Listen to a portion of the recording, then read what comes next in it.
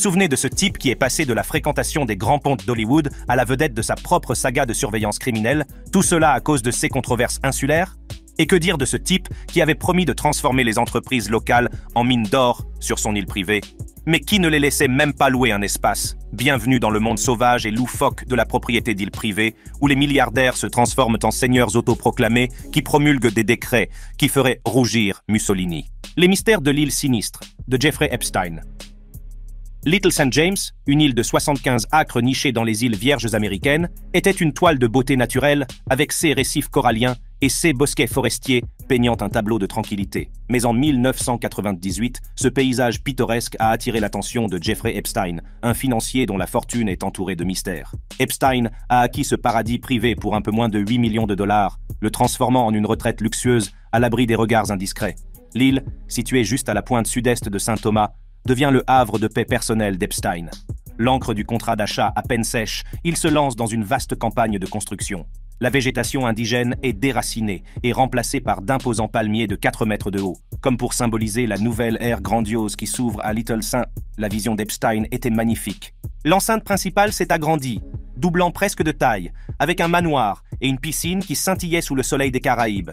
Une usine de dessalement assure l'alimentation en eau douce des jardins luxuriants et des habitants de l'île. L'infrastructure de l'île s'étendait, avec des cottages, des maisons de plage et des bâtiments utilitaires, tous reliés par des allées bordées de palmiers. Un héliport assure un accès rapide, tandis qu'un court de tennis et une curieuse structure rayée bleue et blanche, souvent appelée temple, ajoutent à l'attrait de l'île. Ce temple, avec son dôme doré et ses statues, était une anomalie architecturale. Il a suscité des spéculations et des rumeurs, mais sa véritable fonction, selon les enquêtes, était probablement un bureau privé et une salle de musique, un sanctuaire à l'intérieur d'un sanctuaire pour Epstein. La transformation de l'île n'était pas seulement une question de luxe, mais aussi d'intimité. Les modifications apportées par Epstein ont permis de créer un monde secret où l'élite pouvait s'amuser et se détendre à l'abri des regards. Mais au fur et à mesure que la gloire de l'île grandissait, les murmures sur sa véritable raison d'être se multipliaient. Le petit St. James se transformait en quelque chose de plus qu'un simple terrain de jeu pour milliardaires. Il devenait une forteresse de solitude, où les secrets les plus sombres d'Epstein allèrent bientôt commencer à être dévoilés. Rapidement, des allégations de trafic sexuel et d'abus ont commencé à émerger, donnant une image différente de la vie sur Little St. L'île, autrefois symbole de luxe, était désormais au cœur d'un scandale impliquant l'exploitation de jeunes femmes et de mineurs. Les accusateurs ont décrit une approche systématique de la prostitution et de l'abus, où Epstein et ses associés utilisaient le pouvoir et l'intimidation pour contraindre leurs victimes. Depuis les tours de contrôle et les tarmacs de l'aéroport de Saint-Thomas, le personnel pouvait voir qui Epstein emmenait avec lui dans son jet privé. Un ancien contrôleur aérien s'est souvenu avoir vu Epstein sortir de son hélicoptère et monter à bord de son jet accompagné de jeunes filles, des enfants de sexe féminin, comme elles ont été décrites. Le spectacle était troublant, une comparaison brutale avec la beauté sereine des Caraïbes, en toile de fond. Les collègues du contrôleur aérien ont exprimé leur incrédulité et leur inquiétude, reconnaissant les implications potentielles de ce dont ils étaient témoins. Nous ne comprenions pas comment ce type pouvait encore être autorisé à côtoyer des enfants, a déclaré l'un d'eux. Le sentiment de regret était palpable, car il se sentait impuissant, ne sachant pas à qui en parler, ni même si quelqu'un s'en souciait. Le voile du secret qui enveloppait autrefois Little St. James Island a commencé à se lever lorsque les enquêtes judiciaires ont envahi l'île. Il en est ressorti un récit si troublant qu'il s'apparente davantage à l'intrigue d'un roman policier qu'aux agissements d'un financier de premier plan. Les allégations contre Jeffrey Epstein et son île privée dépeignent un tableau d'abus et d'exploitation systémique. L'examen juridique s'intensifie lorsque Virginia Roberts Giuffre, dont le nom est désormais synonyme du scandale Epstein, intente une action en justice qui va faire des vagues sur tous les continents. Les accusations de Madame Giuffre ne visaient pas seulement Epstein, mais impliquaient également des personnalités de premier plan, dont le prince Andrew, qu'elle accusait d'avoir abusé sexuellement d'elle sur l'île de Little St. James lorsqu'elle avait 17 ans. Le prince niera sans équivoque ces allégations, et en 22, il réglera le procès à l'amiable, sans reconnaissance de responsabilité et pour un montant non divulgué. L'action en justice de Giuffre décrit Little St. James comme la plaque tournante d'un système mondial de manipulation, un lieu où des recruteurs travaillant pour Epstein s'attaquaient à des jeunes femmes vulnérables, aux abus et à la manipulation. Selon le procès, ces recruteurs éblouissaient leurs cibles en leur faisant miroiter une richesse et un pouvoir considérable, pour ensuite les forcer à avoir des relations sexuelles avec des clients en usant de menaces et de chantage pour s'assurer qu'elles se soumettent à leurs exigences. Le bureau du procureur général des îles Vierges a corroboré ces récits poignants, affirmant que de 2001 à 2019, l'entreprise Epstein a transporté des filles mineures et des jeunes femmes aux îles Vierges. Une fois sur place, elles étaient emmenées à Little St. James par hélicoptère ou par bateau privé, où elles étaient trompeusement soumises à la servitude sexuelle, contraintes à des actes sexuels et forcées de se livrer à des activités sexuelles commerciales et à du travail. Le personnel, autrefois silencieux, a commencé à raconter des histoires de jeunes filles qui semblaient étonnamment mineures et à se demander si leur famille savait où elles se trouvaient. La façade paradisiaque de l'île s'effrite, révélant une réalité sinistre qui avait été cachée à la vue de tous. Les actions en justice se multiplient contre Epstein, le procureur général des îles Vierges décrivant Little St. James comme un refuge idéal pour les activités illégales. L'île était devenue une prison pour les victimes, où Epstein contrôlait toutes les communications et où il était pratiquement impossible de s'échapper. Une jeune fille de 15 ans a tenté de s'enfuir à la nage, avant d'être rattrapée et privée de son passeport. La liste des invités de Little St. James ressemblait à un who's who des élites mondiales, avec des noms qui résonnaient dans les couloirs du pouvoir et de la célébrité. Parmi ceux qui ont honoré l'île, on trouve des personnalités de renom telles que le physicien Stephen Hawking, l'humoriste Chris Tucker, et même des membres de familles royales. Le prince Andrew du Royaume-Uni, en particulier, s'est retrouvé au cœur d'une controverse, les allégations de son implication dans les affaires sordides d'Epstein ayant donné lieu à une bataille juridique très médiatisée. Alors que le voile du secret commence à se lever, le monde entier découvre le réseau de trafic sexuel qu'Epstein aurait orchestré. Les victimes auraient fait la navette entre les propriétés d'Epstein dans le monde entier, Little St. La nature isolée de l'île en faisait un lieu idéal pour qu'Epstein puisse commettre ses crimes sans être repéré, et pour que ses invités de marque puissent s'y rendre en s'attendant à ce que leur vie privée soit respectée, ce qui est aujourd'hui remis en question. Les conséquences juridiques des actes d'Epstein ont été rapides et sévères. Après son arrestation, une vague d'enquêtes a suivi, révélant l'étendue de son entreprise criminelle. L'associé d'Epstein, Ghislaine Maxwell, a été reconnu coupable de trafic sexuel et a été condamné à une longue peine de prison. Les retombées du scandale ont également atteint le secteur financier, avec une action en justice intentée contre JP Morgan Chase pour complicité dans la facilitation des activités d'Epstein. Après la mort d'Epstein en prison en 2019, que les autorités ont considéré comme un suicide, le sort de l'affaire... Voici mon spray miraculeux, le nouveau désodorisant textile Febreze. Je l'utilise tous les jours pour profiter de sa fraîcheur. L'affaire est restée inchangée. Le gouvernement des îles Vierges américaines a conclu un accord financier avec la succession Epstein, qui accepte de lui verser 105 millions de dollars et la moitié du produit d'une éventuelle vente des îles, ainsi que 450 000 dollars pour réparer les dommages causés à l'environnement. Par ailleurs, l'investisseur Stephen Dekoff a annoncé le 3 mai 2023 qu'il achèterait les deux îles pour 60 millions de dollars, dans l'espoir d'ouvrir un centre de villégiature de luxe de 25 chambres d'ici à la fin de l'année 2025. Le paradis perdu de Richard Branson. Dans les années 70, époque d'ambition audacieuse et de personnalité encore plus audacieuse, le jeune Richard Branson, dont la maison de disques Virgin Records commençait tout juste à faire des vagues dans l'industrie de la musique, s'est lancé dans une nouvelle aventure inattendue, l'acquisition d'une île privée. Son esprit d'entreprise, déjà en ébullition, est sur le point d'être attiré par une nouvelle aventure inattendue, l'acquisition d'une île privée. Tout a commencé par un appel qui allait changer le cours de la vie de Branson. Les îles Vierges britanniques, un nom qui résonnait avec sa propre marque, Virgin, ont piqué sa curiosité. L'opportunité de posséder un morceau de ce paradis était irrésistible. Malgré le manque de fonds, l'audace de Branson ne connaît pas de limite. Il réussit à obtenir un voyage tous frais, payé pour visiter les îles. Une manœuvre astucieuse sous le couvert d'un investissement potentiel. Dès qu'il a posé les yeux sur l'île Necker, Branson a été séduit. L'île de 74 hectares était un joyau à l'état brut, proposé à un prix stupéfiant de 6 millions de dollars. Branson, sans se laisser décourager par ses limites financières, fait une offre audacieuse de 100 000 dollars. L'agent immobilier, peu impressionné, laisse Branson et son compagnon se débrouiller seuls. Mais le destin en a voulu autrement. Un an plus tard, alors qu'aucune autre offre n'est sur la table, le propriétaire désespéré baisse le prix. Branson, dont la maison de disques est désormais florissante, saisit l'occasion et accepte un prix d'achat de 180 000 dollars. La contrepartie, il doit développer un centre de villégiature dans les 4 ans, une condition qui ouvrira la voie à la transformation de l'île Necker en un sanctuaire pour les riches et les célébrités. Ce serait un havre de luxe, une échappatoire au monde, un endroit où les célébrités et les magnats pourraient se détendre. Le développement de l'île est une tâche gigantesque, semée d'embûches. De la logistique à la construction, chaque étape a mis à l'épreuve la détermination de Branson. Mais avec une détermination inébranlable, l'île a lentement pris forme, évoluant vers la retraite exclusive que nous connaissons aujourd'hui. Alors que l'île Necker est devenue un paradis pour l'élite, les problèmes de Richard Branson sont loin d'être terminés. L'île, tout comme son propriétaire, est devenue un symbole de résilience face à l'adversité. Elle a résisté à la colère des catastrophes naturelles, notamment aux ouragans qui ont menacé d'effacer sa beauté de la terre.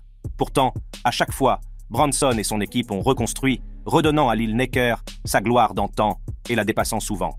Cependant, la tranquillité de l'île Necker a été mise à mal par des allégations qui ont fait surface en novembre 2007 lorsque Antonia Genae, choriste de la célèbre artiste Joss Stone, a fait une déclaration surprenante. Elle a accusé Richard Branson, le propriétaire de l'île, d'un acte qui, s'il était avéré, entacherait le caractère sacré de ce paradis. Genae affirme qu'au cours d'une soirée en juin 2000, Branson a eu un comportement inapproprié en plaçant son visage dans son décolleté, un acte qu'elle qualifie de dégoûtant et totalement inattendu. La réponse à ces allégations ne s'est pas fait attendre. Branson, connu pour son charisme et son sens des affaires, a nié avec véhémence tout souvenir de l'incident. La direction de Virgin s'est fait l'écho de ce sentiment, déclarant que ni la famille de Branson ni ses amis, qui étaient présents à l'époque, ne se souvenaient d'un tel événement. Ils ont insisté sur le fait qu'un tel comportement aurait été involontaire et n'aurait certainement pas eu pour but de causer de la gêne ou de l'offense.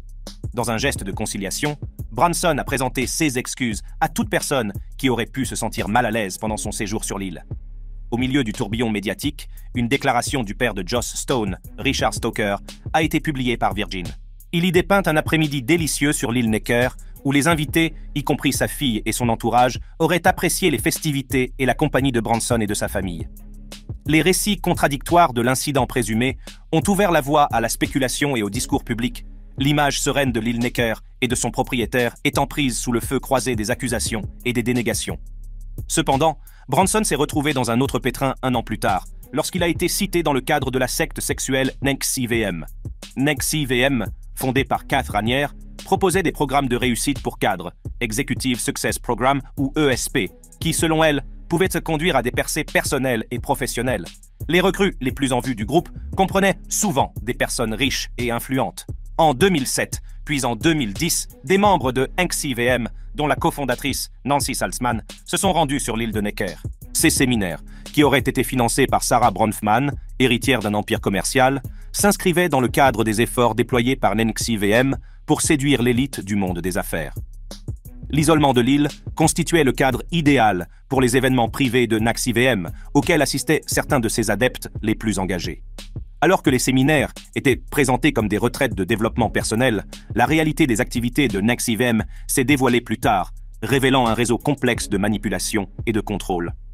À l'époque, cependant, l'association de Necker Island avec NXIVM n'a fait qu'ajouter à sa mystique, alors que des rumeurs sur ces réunions secrètes commençaient à émerger.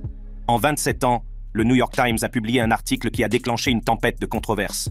L'article décrit en détail la coercition, le marquage des membres et la création d'une fraternité secrète au sein de NXIVM, le tout sous la direction de Keith Raniere. Ces révélations ont choqué certains adeptes de NXIVM ainsi que le public. Des membres célèbres, dont l'actrice de Smallville Allison Mack, ont été impliqués dans des pratiques troublantes au sein du groupe.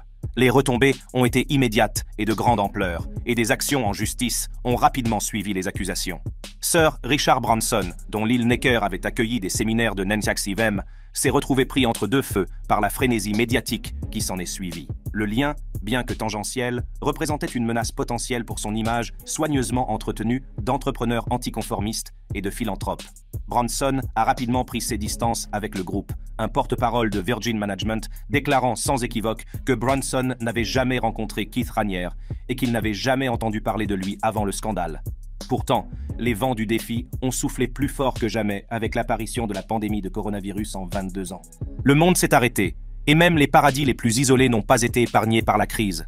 Alors que la pandémie ravage les économies du monde entier, Branson se retrouve au cœur d'une tempête de critiques publiques. Le magnat, connu pour son approche anticonformiste des affaires, a dû faire face à une demande furieuse de la part du public et des médias. Ils lui ont demandé de puiser dans ses propres poches, d'utiliser sa richesse considérable pour soutenir son personnel et l'Empire Virgin dans son ensemble pendant cette période sans précédent. Vendez votre île privée et payez votre personnel. Ce sentiment a fait la une des journaux alors que l'empire du milliardaire, qui s'étend des compagnies aériennes aux clubs de fitness, subissait l'impact financier de la pandémie. La réaction de Branson sera suivie de près, car le monde s'interroge sur les responsabilités des grandes fortunes en période de crise mondiale. Autrefois symbole de réussite et d'aspiration, l'île n'est... Qu'est-ce qui se passe quand l'énergie dans vos cellules diminue? Que vous vieillissez de façon accélérée. Et que vous vous sentez de plus en plus... Care est devenu le champ de bataille d'un débat beaucoup plus large sur la richesse, les privilèges et le devoir de diligence à l'égard des employés. L'énigme hawaïenne de Larry Ellison. Bien avant que la grande vision de Larry Ellison pour Lanai ne prenne racine, cette île tranquille avait une histoire riche, aussi colorée que les couchers de soleil hawaïens qui ornent ses horizons. Connue sous le nom de île de l'ananas, l'histoire de Lanai est une saga de la transformation, depuis ses humbles débuts jusqu'à ce qu'elle devienne le théâtre de l'une des transitions de propriété les plus intrigantes dans les annales des transactions foncières privées. L'arrivée d'Ellison à Lanai a été accueillie avec un mélange d'espoir et d'inquiétude. L'île, qui compte un peu plus de 3000 habitants, a connu sa part de difficultés, son économie dépendant largement des fluctuations de l'industrie de l'ananas. L'acquisition d'Ellison a été perçue par certains comme une bouée de sauvetage potentielle, une chance de revitaliser l'économie de l'île et d'inaugurer une nouvelle ère de prospérité. Dans ses premières interviews, comme celle accordée à l'émission Closing Bell de CNBC, M. Ellison a brossé le tableau d'une utopie durable. Il a parlé de transformer Lanai en un modèle d'entreprise durable, de soutenir la population locale et de l'aider à créer ses propres entreprises. La communauté a été enthousiasmée par les possibilités offertes. Serait-ce l'aube d'un nouveau Lanai? La vision d'Ellison pour l'île était très élaborée. Il a parlé de projets d'énergie renouvelable, de fermes biologiques et d'une transformation qui ferait de Lanai une île autosuffisante et un phare de la durabilité. Les habitants de l'île, dont beaucoup ont des liens générationnels profonds avec Lanai, ont fait preuve d'un optimisme prudent. Ils espéraient que l'engagement d'Ellison se traduirait par des avantages réels pour la communauté, tels que la création d'emplois, l'amélioration des infrastructures et la relance de l'économie locale. Le Lanai d'Ellison n'était pas seulement une question de luxe pour quelques-uns, il s'agissait de créer un modèle pour l'avenir. Son ami proche et collègue visionnaire, Elon Musk, PDG de Tesla, a décrit Lanai comme un microcosme pour le monde, un endroit où les défis liés à la création d'une communauté durable et saine pourraient être relevés à une échelle gérable. Toutefois, si l'histoire nous a appris quelque chose, c'est qu'il ne faut pas prendre pour parole d'évangile tout ce que disent les richissimes, comme les habitants de Lanai l'ont rapidement constaté. Au fil des mois et des années, l'enthousiasme initial a commencé à s'estomper. Les développements promis tardent à se concrétiser, et certains commencent à se demander si la vision d'Ellison correspond vraiment aux besoins et aux désirs de la communauté locale. Le terme « durabilité » a commencé à prendre un sens différent, qui semblait donner la priorité au tourisme haut de gamme et au développement du luxe, plutôt qu'aux besoins des résidents à long terme de l'île. Le scepticisme s'est accru au fur et à mesure que les projets d'Ellison se concrétisaient. L'approche du milliardaire en matière de développement de Lanai est souvent apparue comme descendante, avec des décisions prises à huis clos et peu de participation de la communauté. Des projets ont été annoncés puis abandonnés, laissant les habitants dans l'incertitude quant à leur avenir. Les petites entreprises de l'île, qui constituent l'épine dorsale de l'économie locale, se sont trouvées menacées lorsque la société d'Ellison a introduit des services concurrents ou fermé des entreprises existantes sans explication. La tension a atteint un point d'ébullition lorsque Lanai Resorts, l'entité par laquelle Ellison possède l'île, a fermé la porte du parc de la plage de Ulopo, un lieu très apprécié des habitants, en invoquant une inondation due à une houle du sud historique. Cette fermeture, qui a duré bien plus longtemps que les résidents ne l'avaient jugé nécessaire, a suscité l'indignation et mis en lumière la question plus générale des droits d'accès du public sur l'île. Elle a rappelé que, malgré les promesses de M. Ellison, l'accès de la communauté locale à sa propre île pouvait être restreint selon les caprices d'un seul individu. Au cœur de cette discorde se trouve la controverse sur l'accès à la plage impliquant Russell de Jetley, un vétéran hawaïen handicapé. L'expérience de Jetley est devenue emblématique de la lutte de l'île, car il a raconté avoir été empêché d'accéder au parc de la plage de Ulopo par une barrière gérée par Lanai Resorts, une entité appartenant à Ellison. Le portail, qui devait rester ouvert sauf en cas d'urgence, a été fermé à la suite d'une inondation, mais pour une durée que beaucoup, y compris M. de Jetley, ont jugée excessivement longue. La fermeture de la porte ne symbolisait pas seulement une barrière physique, mais aussi le fossé grandissant entre les intérêts commerciaux d'Ellison et les droits de la communauté locale. La plage, un endroit très apprécié des résidents, était devenu un point de discorde, soulevant des questions sur les véritables intentions des propriétaires d'Ellison. La controverse a pris de l'ampleur lorsque l'inspectrice du zonage du comté de Maui, Gail Davis, a envoyé une lettre à Lanai Resorts, soulignant une violation potentielle des droits d'accès du public et la menace d'une amende de 100 000 $, avec 10 000 $ supplémentaires pour chaque jour où l'infraction se poursuivrait. Le scepticisme quant à l'efficacité de telles amendes contre un milliardaire comme Ellison était palpable. Anne-Marie Kirk, réalisatrice et militante des droits des riverains, a exprimé un sentiment partagé par beaucoup en s'interrogeant sur l'impact des sanctions pécuniaires sur une personne de la richesse d'Ellison. Les amendes, bien que substantielles pour la plupart des gens, semblaient insignifiantes à l'échelle de l'empire d'Ellison. Ceux qui Vous avez 2 crédits en cours et il vous reste plus de 15 000 € à rembourser? Je vais vous expliquer comment, grâce fait naître des doutes quant à leur capacité à imposer le respect des règles ou à modifier les comportements. Les controverses se sont étendues au-delà de l'accès à la plage, affectant profondément les petits commerçants de l'île.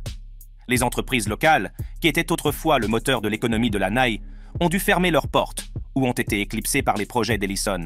Des entreprises comme Lanai Woodworkers ont été fermées sans explication, laissant leurs propriétaires sans emploi et craignant d'être expulsés. D'autres, comme un marché de poke très apprécié, n'ont pas pu concurrencer les prix d'une épicerie gérée par la société d'Ellison, ce qui a conduit à sa fermeture et laissé un goût amer dans la bouche de la communauté. L'influence d'Ellison ne se limite pas aux fermetures brutales. Lorsque son entreprise a lancé son propre service de location de voitures, elle a enterré l'entreprise familiale qui servait la communauté depuis des années. Le marché du poke, bien aimé, s'est lui aussi trouvé dans l'incapacité de concurrencer les prix de l'épicerie d'Ellison. La douleur de ces pertes persiste, rappelant avec amertume l'équilibre précaire entre les petites entreprises et la puissance des grandes sociétés. L'histoire de Nick Palumbo, un autre local, fait écho aux préoccupations croissantes des entrepreneurs de Lanai. Son école de surf, qui était autrefois installée au Four Seasons, a été mise à mal par un nouveau contrat qui a réduit ses revenus et lui a imposé des frais d'assurance écrasants. Les conditions étant intenables, Palumbo n'a eu d'autre choix que de transférer ses cours sur la grande île. Les implications plus larges pour l'avenir de la communauté devenaient de plus en plus claires. Les habitants de l'île, qui louaient et travaillaient pour Ellison, étaient confrontés à un avenir incertain. S'ils sont licenciés, ils risquent de perdre également leur logement. La culture de la privatisation et l'afflux de richesses transformaient Lanai d'une manière que de nombreux habitants trouvaient alarmante. La communauté, autrefois très unie, craignait d'être ostracisée par les plans de développement, alors que l'île qu'elle connaissait semblait s'éloigner. Belize, la nation insulaire soumise de Lord Ashcroft. Au cœur de l'Amérique centrale, le Belize apparaît comme une tapisserie de forêts tropicales luxuriantes, d'anciennes ruines mayas et de récifs coralliens éclatants. Cette ancienne colonie britannique, connue sous le nom de Honduras britannique, jusqu'à son changement de nom en 1973 et son indépendance en 1881, est depuis lors un creuset de culture et un centre de biodiversité. Cependant, le parcours post-colonial de la nation a été façonné par l'influence d'un homme, Lord Michael Ashcroft, dont les liens avec le Belize remontent à plusieurs décennies. Lord Ashcroft, figure synonyme de richesse et de pouvoir, a posé le pied au Belize pour la première fois dans les années 70. Très attentif aux opportunités, il a rapidement identifié le potentiel de cette nation émergente. Sa première incursion sur le marché bélizien a commencé par une démarche audacieuse dans le secteur bancaire. En 1987, il acquiert la Bank of Belize, qui deviendra plus tard la Belize Bank Limited, consolidant ainsi son statut d'acteur clé du paysage financier du pays. Cette acquisition marque le début d'un empire qui s'étendra bien au-delà des salles de banque. À l'approche des années 90, les intérêts commerciaux d'Ashcroft se sont diversifiés, s'étendant à divers secteurs de l'économie bélizienne. L'une de ses entreprises les plus importantes a été la création de Belize Telemedia Limited, qui allait devenir le principal fournisseur de services de télécommunications du pays. Cette décision stratégique a non seulement élargi le portefeuille d'activités d'Ashcroft, mais l'a également positionné en tant que gardien de l'une des infrastructures les plus importantes du pays. Au tournant du siècle, l'influence d'Ashcroft au Belize atteint de nouveaux sommets. Ses affaires couvrent désormais l'immobilier, le tourisme et même l'industrie sucrière, mêlant ses intérêts aux poux économiques du pays. Avec de telles participations, le rôle d'Ashcroft dans l'économie du Belize n'était plus seulement celui d'un investisseur, mais celui d'un caïd, exerçant une influence considérable sur le développement de l'île et sur sa réputation internationale. Cependant, un grand pouvoir s'accompagne d'une grande attention. Les pratiques commerciales d'Ashcroft ont commencé à attirer l'attention, mais elles n'étaient pas toutes favorables.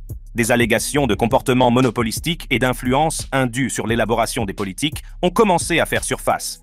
Les critiques ont pointé du doigt le traitement préférentiel des entreprises d'Ashcroft et le déséquilibre perçu que cela créait dans le paysage concurrentiel. Le peuple bélizien, fier et protecteur de sa souveraineté, a commencé à se demander dans quelle mesure les intérêts de sa nation étaient protégés contre les ambitions d'un seul investisseur étranger.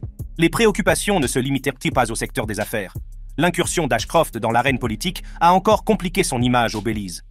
Ses contributions aux campagnes politiques et ses relations étroites avec des personnalités politiques de premier plan ont fait sourciller de nombreux Béliziens qui craignaient que leur processus démocratique ne soit compromis.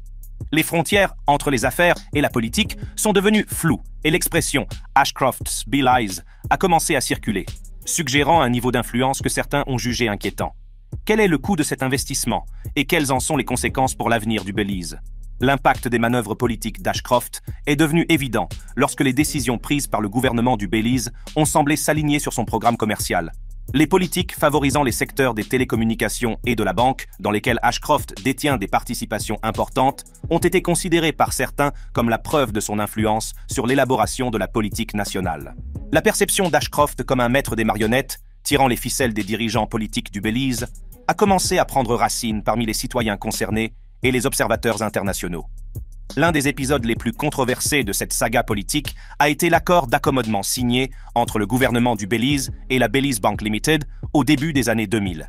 Cet accord, qui garantissait la rentabilité de la banque et comprenait des clauses que beaucoup considéraient comme très avantageuses pour les intérêts d'Ashcroft, est devenu un véritable paratonnerre pour les critiques. Il a été considéré comme un témoignage de l'influence indue exercée par Ashcroft sur les décideurs du pays, jetant une ombre sur l'autonomie du Belize. Les relations entre Ashcroft et l'élite politique du Belize n'ont pas été exemptes de manifestations publiques. Les visites très médiatisées de politiciens boliviens dans les propriétés d'Ashcroft et les accueils chaleureux qu'il recevait lors de ses visites au Belize ont donné l'image d'un homme profondément ancré dans la structure du pouvoir de la nation. Ces interactions, souvent entourées de secrets, ont alimenté les spéculations sur l'étendue réelle de l'influence d'Ashcroft dans les couloirs du gouvernement. Les implications pour la démocratie du Belize étaient profondes. Avec l'omniprésence d'Ashcroft, on craignait de plus en plus que les dirigeants du pays ne privilégient les intérêts d'une personne influente au détriment de la volonté collective du peuple bélizien. On craignait que le processus démocratique ne soit compromis, les élus se montrant plus sensibles aux exigences d'un riche mécène qu'aux voix de leurs électeurs. En outre, l'influence d'Ashcroft s'étendait au-delà de la politique intérieure. Son rôle en tant qu'ambassadeur du Belize aux Nations Unies de 1998 à 2000 et son implication dans des litiges internationaux au nom du Belize ont encore compliqué la perception de son rôle. Si certains ont loué ses efforts pour représenter et défendre le Belize sur la scène internationale, d'autres se sont inquiétés de ce que ses agendas personnels et professionnels ne soient pas toujours alignés sur l'intérêt national. L'influence malsaine de Lord Ashcroft sur l'île de Belize est devenue encore plus évidente lorsque Jasmine Artin, la compagne d'origine canadienne d'Andrew, le fils de Lord Ashcroft, s'est retrouvée au centre de la controverse après la mort du superintendant Henry Jemmott. C'était une nuit comme les autres dans ce paradis tropical, jusqu'à ce qu'un coup de feu retentisse dans l'obscurité. Le corps du commissaire Jemmott est retrouvé flottant dans la mer, une découverte macabre qui fera bientôt le tour de la ville et au-delà. Artin, une mondaine connue pour son style de vie très en vue, est accusée d'homicide involontaire par négligence, un chef d'accusation lourd de conséquences juridiques et morales. Les détails de cette nuit-là sont aussi troubles que les eaux où le corps de Jemmott a été retrouvé. Artin prétend qu'il s'agissait d'un accident tragique, qu'elle remettait le pistolet de service de Jemmott à ce dernier lorsqu'il s'est déchargé inopinément. La balle a atteint le directeur à la tête et, dans un état de panique, Artin a fait tomber le corps de Jemmott dans la mer. La réaction de l'opinion publique a été rapide et divisée. Certains ont considéré l'accusation d'homicide involontaire par négligence comme une tape sur les doigts d'un membre de l'élite, tandis que d'autres attendaient d'en savoir plus avant de porter un jugement. Les forces de police du Belize, qui avaient bénéficié de la générosité de Lord Ashcroft, se sont retrouvées dans la position inconfortable d'enquêter sur une affaire qui les touchait de près.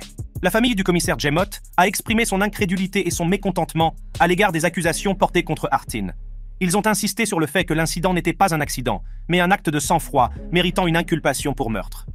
La sœur du commissaire, Mary Jemmott Tsul, a exprimé sa déception face à la décision du service de police, estimant qu'elle ne rendait pas service aux 23 années de service dévoué de son frère.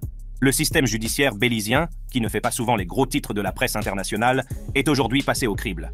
La possibilité pour Artin d'être condamné à une peine maximale de 5 ans de prison ou à une simple amende d'environ $10 000 était un point de discorde.